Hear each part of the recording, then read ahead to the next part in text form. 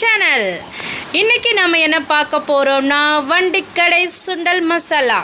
ஆக்சுவலாக இது ரொம்ப எம்மியாகவும் டேஸ்ட்டாகவும் இருக்குங்க. அங்கே தான் போய் நம்ம சாப்பிட்ணுன்னு அவசியம் இல்லை. நம்ம வீட்டிலே நம்ம ஃப்ரெஷ்ஷாக அழகாக ப்ரிப்பேர் பண்ணி நல்லா நீட்டாக நல்லா சாப்பிடலாம். நல்லா க்ளீனாகவும் இருக்கும். ஸோ நல்லா சாப்பிட்றதுக்கு நம்ம வீட்டிலே நிறையாவும் பண்ணிக்கலாம். இதுக்கு என்ன இன்க்ரீடியன்ஸ் தேவைப்படுதுன்னா தக்காளி, வெங்காயம், அதாவது 2 வெங்காயம், 2 தக்காளி, ஒரு பச்சை மிளகா. இது வந்து 1/4 கிலோ வந்து இந்த பச்சை பட்டாணியை நான் நைட்டே ஊற வச்சு குக்கரில் போட்டு வேக வச்சுருக்கேன்.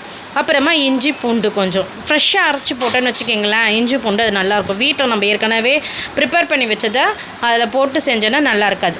ஸோ இஞ்சி பூண்டு, பச்சை மிளகாய், தக்காளி, வெங்காயம் எல்லாத்தையும் அரைச்சிக்கிறோம். இது செய்கிறதுக்கு ரொம்பவே சிம்பிள், ஈஸியாக இருக்கும். ஒரு பேன் வச்சு ஆயில் போட்டுக்கிறோம். ஆயில் சூடானதும் நம்ம அரைச்சி வச்சுருக்கோம் இல்லையா, அந்த விழுதை எடுத்துகிட்டு வந்து அதில் கொட்டுறோம். அதுக்கு கொஞ்சம் தேவையான அளவு உப்பு போடுறோம். நம்ம ஆல்ரெடி அந்த சுண்டலில் வந்து பச்சை பட்டாணியில் வந்து உப்பு போட்டு வேக வச்சுருப்போம். அதனால் கொஞ்சமாக பார்த்து போட்டுக்குங்க. ஃபைனலாக கூட நம்ம எவ்வளோ உப்பு இருக்குது செக் பண்ணிவிட்டு அப்புறமா போட்டுக்கலாம்.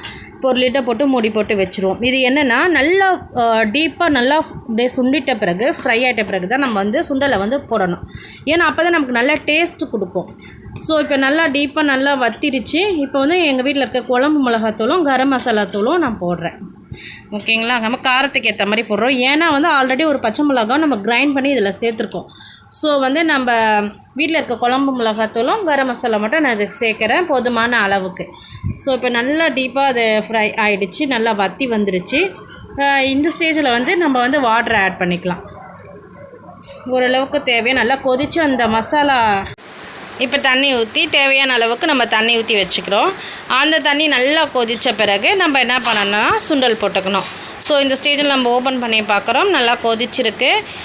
இப்போ நல்லா கிளறி விட்டுட்டு நம்ம அந்த வேக வச்ச சுண்டல் இருக்குது இல்லையா, அதை எடுத்து அதில் மிக்ஸ் பண்ணிடலாம். எடுத்து போட்டுட்ருக்கோம்.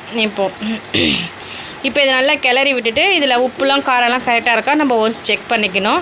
ஆல்ரெடி இதுலேயும் உப்பு போட்டிருக்கோம், ப்ளஸ் அந்த சுண்டலையும் வேகும் போதும் உப்பு போட்டிருக்கோம். ஸோ வந்து நம்ம தேவையான அளவு பார்த்து உப்பு போட்டுக்கணும்.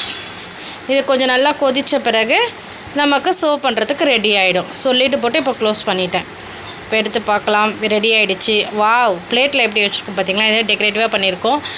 இதுக்கு தேவையானதுக்கு வெங்காயம், கேரட்டு, கொத்தமல்லி, லெமனு இதெல்லாம் போட்டு பிளேட்டில் போட்டு சர்வ் பண்ணி பாருங்கள். டேஸ்ட்டு ஹெம்மியாகவும் டேஸ்டியாக இருக்கும், சூப்பராக இருக்கும்.